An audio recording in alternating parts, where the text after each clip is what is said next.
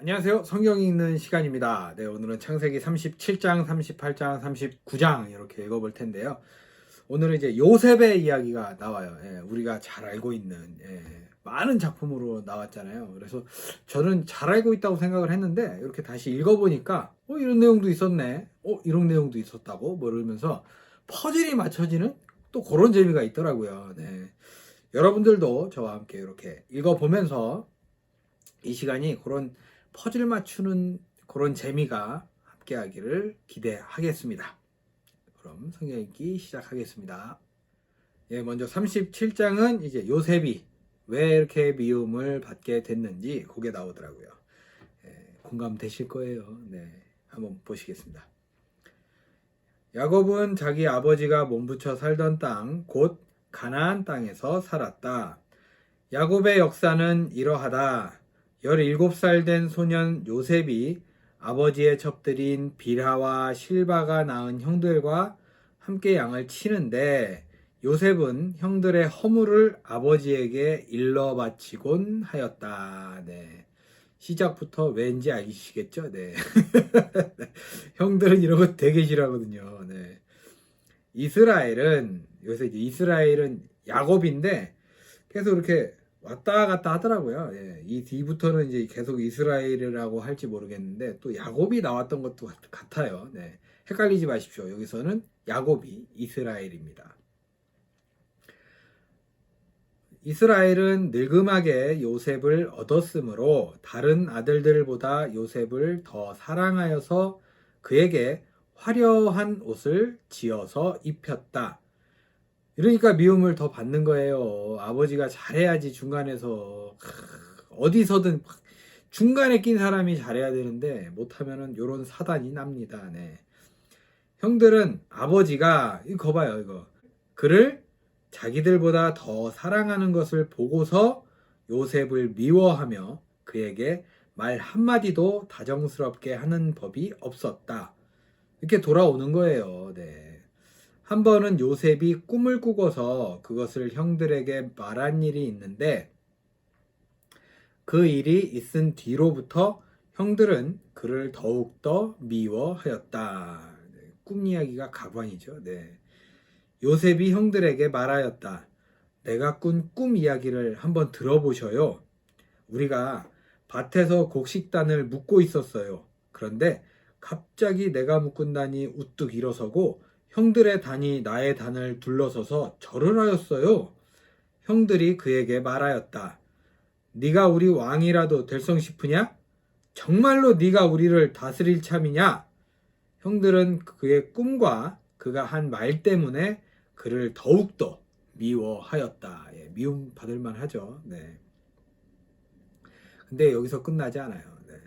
얼마 뒤에 그는 또 다른 꿈을 꾸고 그것을 형들에게 말하였다. 왜 이렇게 눈치가 없는지 몰라요. 네. 이러면 안 되는데. 들어보셔요. 또 꿈을 꾸었어요. 이번에는 해와 달과 별 11개가 나에게 절을 했어요.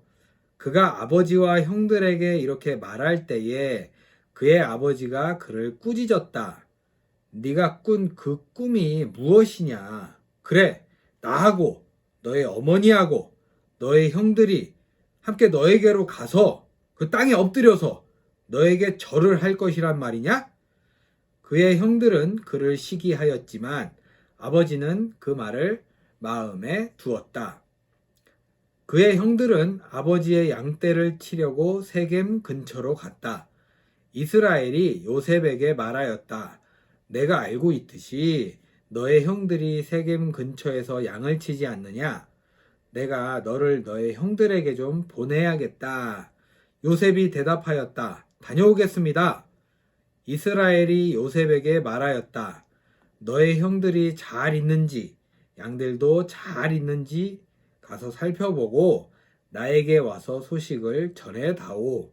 그의 아버지는 헤브론 골짜기에서 그를 떠나 보냈다. 요셉이 세겜에 도착하였다. 그 느낌이 제가 이제 색안경을 끼고 봐서 그런지 모르겠는데 아빠가 야, 형들 잘하고 있나 좀 보고 와봐. 요런 느낌 아니에요? 예, 좀 이렇게. 아, 이것도 얄밉게 보이네요, 저는. 네. 어떤 사람이 보니 요셉이 들에서 헤매고 있었다. 그가 요셉에게 물었다. 누구를 찾느냐? 요셉이 대답하였다. 형들을 찾습니다. 우리 형들이 어디에서 양을 치고 있는지 나에게 일러주시겠습니까? 그 사람이 대답하였다. 너의 형들은 여기서 떠났다. 도단으로 가자고 하는 말을 내가 들었다. 그래서 요셉은 형들을 뒤따라가서 도단 근처에서 형들이 있는 곳을 알아냈다.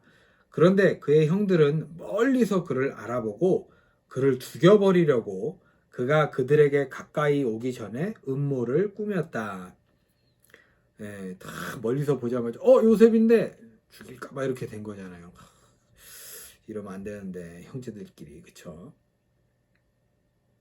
그들은 서로 마주보면서 말하였다. 야, 저기 꿈꾸는 녀석이 온다.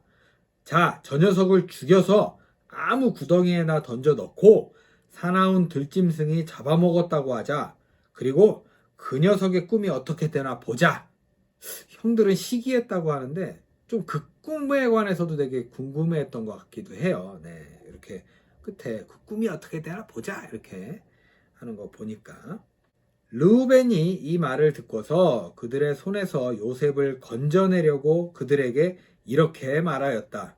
야, 목숨만은 해치지 말자. 피는 흘리지 말자.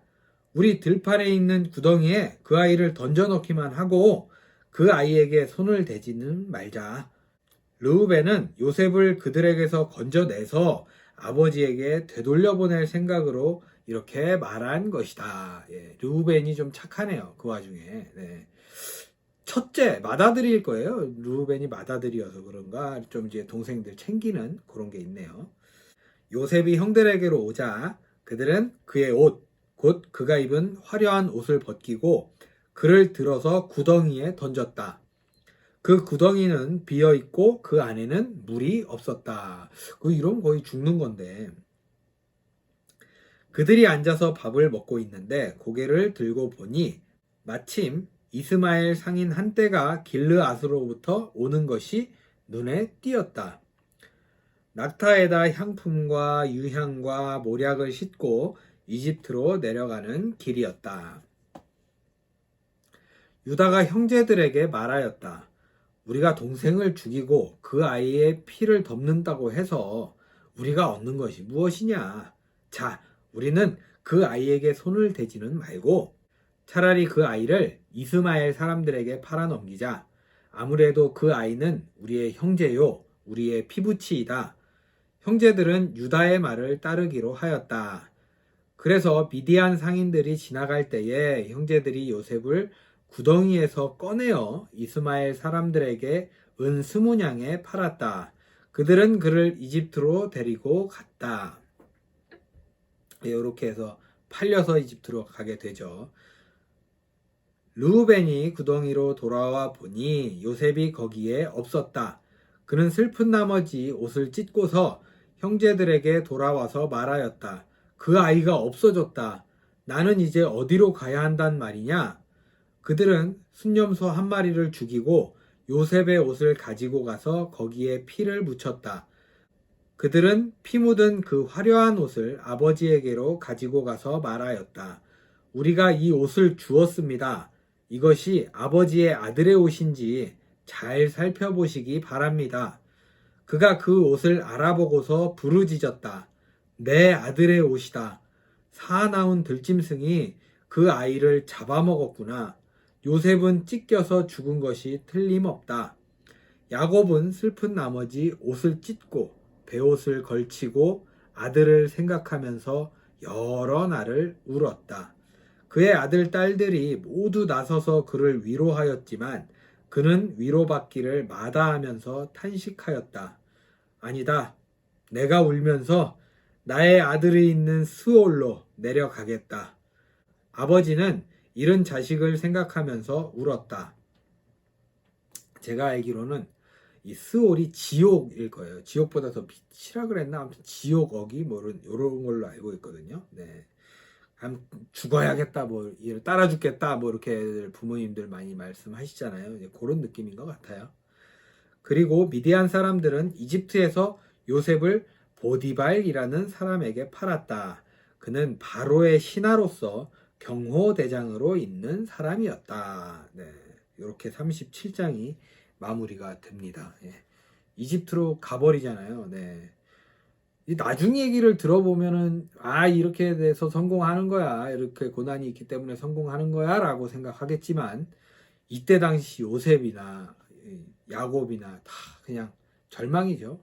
나는 이제 포로가 되는 거고 내 아들은 죽었고, 이렇게 생각하면은 절대 축복일 수 없잖아요. 네.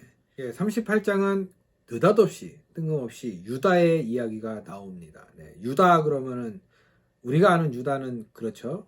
예수님을 팔아먹은 나쁜 녀석 이렇게 알고 있는데, 여기 유다는 또 다른 유다죠. 네. 근데 보면 이름이 안 좋은 건가? 그런 얘기 있잖아요. 우리 예전에 조상들이나 어르신들이 보면은 뭐가 터가 안 좋아, 뭐가 안 좋아서 이래, 이름을 바꿔야 돼, 뭐로, 이런 얘기 있잖아요. 그러니까 유다라는 이름이 그렇게 썩 좋은 이름은 아닌가 봐요. 네.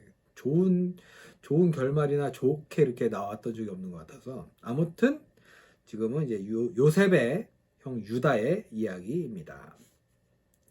그 무렵에 유다는 형제들에게서 떨어져 나가 히라라고 하는 아둘람 사람이 사는 곳으로 가서 그와 함께 살았다.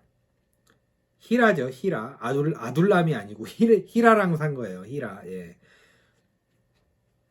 유다는 거기에서 가나안 사람 수아라고 하는 사람의 딸을 만나서 결혼하고, 그러니까 저도 수아랑 결혼한 줄 알았는데 이게 뭔가 이렇게 턱 꺾여 나가는 게 있어요. 예, 방심하지 말라, 뭐 이런 느낌인 것 같죠. 네. 네. 가나안 사람 수아라고 하는 사람의 딸을 만나서 결혼하고 아내와 동침하였다. 그가 임신하여 아들을 낳으니 유다가 그 아들 이름을 에르라고 하였다. 그가 또 임신하여 아들을 낳았다. 이번에는 아이의 어머니가 그 아들 이름을 오난이라고 하였다. 그가 또다시 아들을 낳고 이름을 셀라라고 하였다. 그가 셀라를 낳은 곳은 거십이다. 유다가 자기 맏아들 에르를 결혼시켰는데 그 아내의 이름은 다말이다.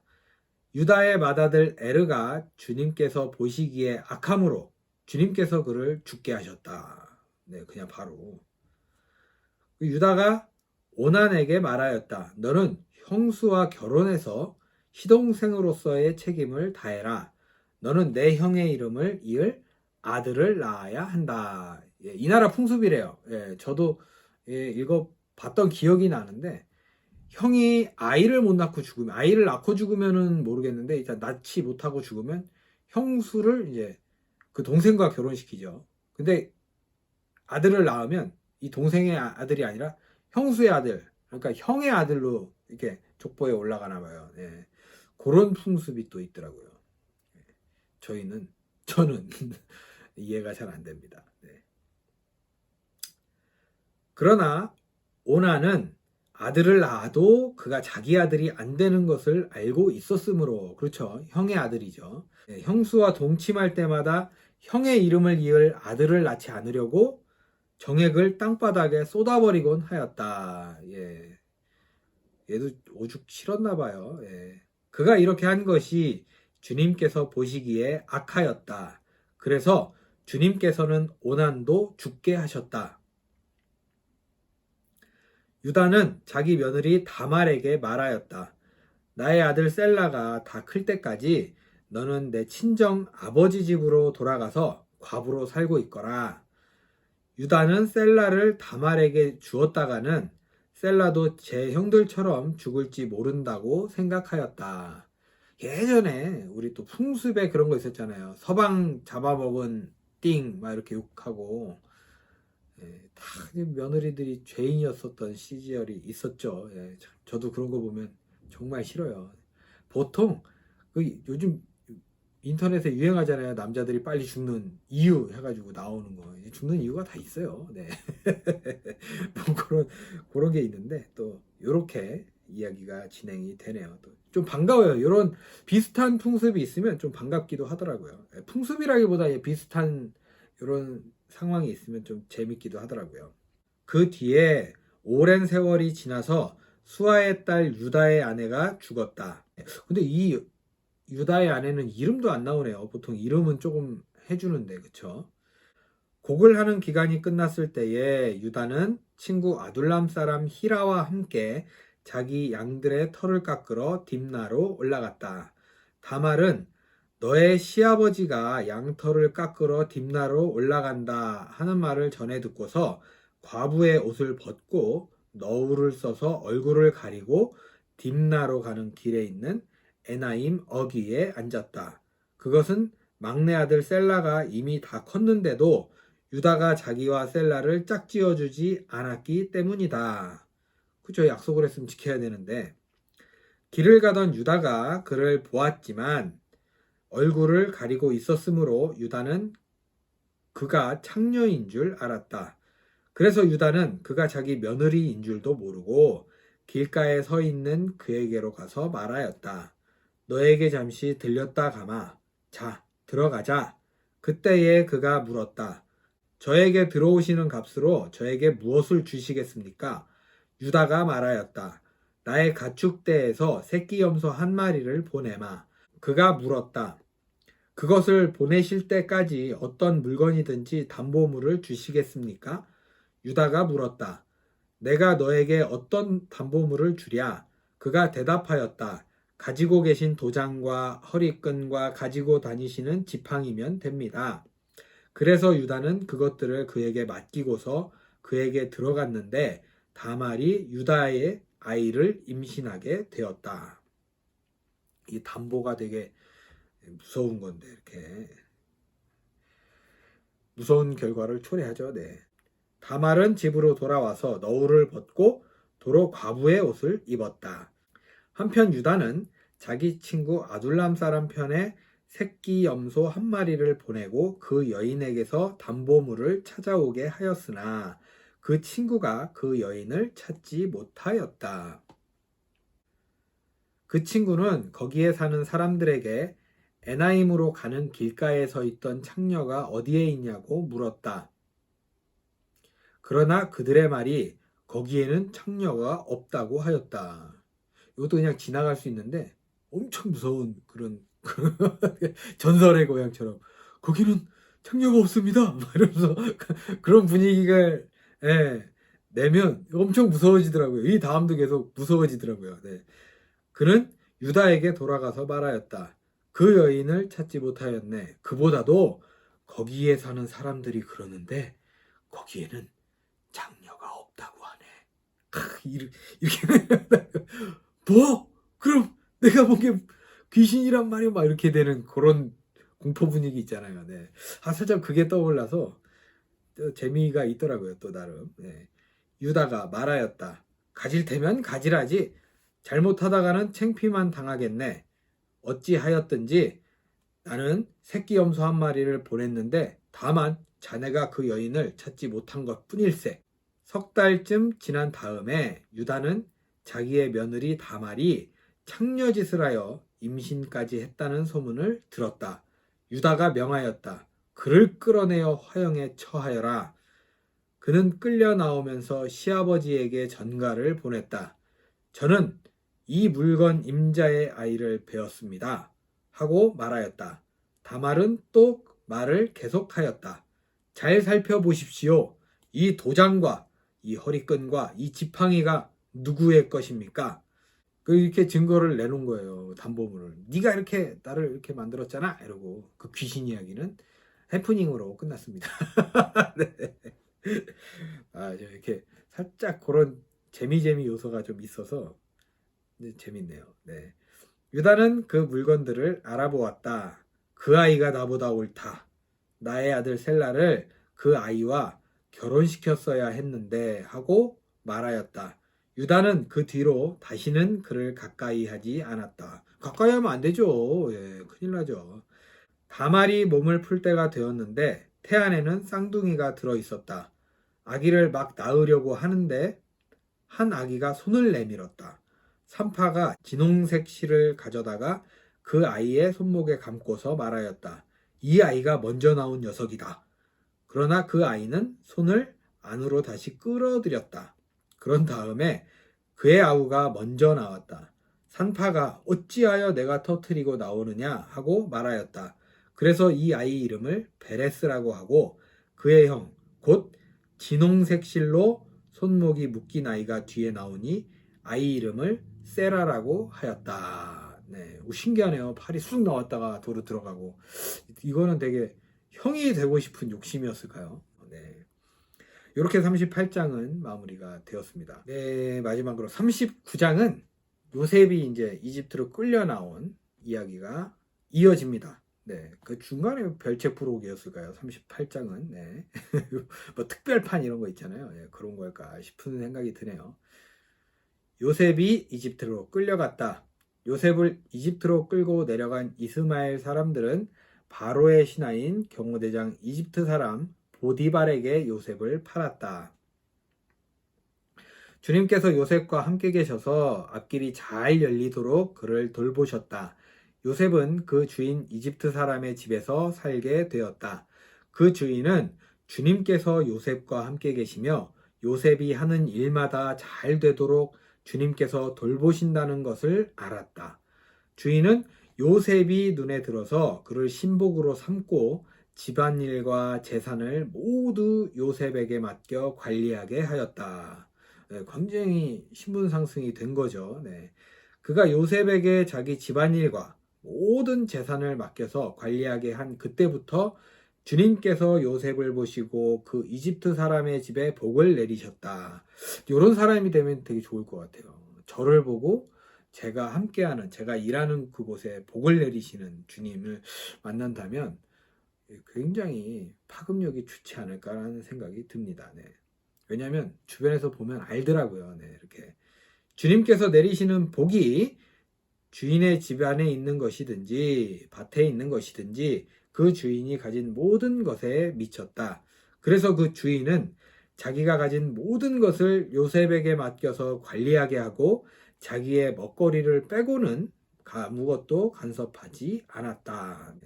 그쵸? 굳이 간섭할 필요 없죠. 잘 하고 있는데 예, 저는 먹는 것만 잘 챙겨줘. 난 먹고 살면 돼. 이렇게 이야기를 했나 봐요. 그리고 자기 일도 바쁘니까 자기도 본업이 있는 사람이고 하니까 예, 그렇게 일이 진행이 되고 있습니다. 요셉은 용모가 준수하고 잘생긴 미남이었다. 일이 이렇게 된 지 얼마 지나지 않아서 주인의 아내가 요셉에게 눈짓을 하며 나하고 침실로 가요 하고 꾀었다.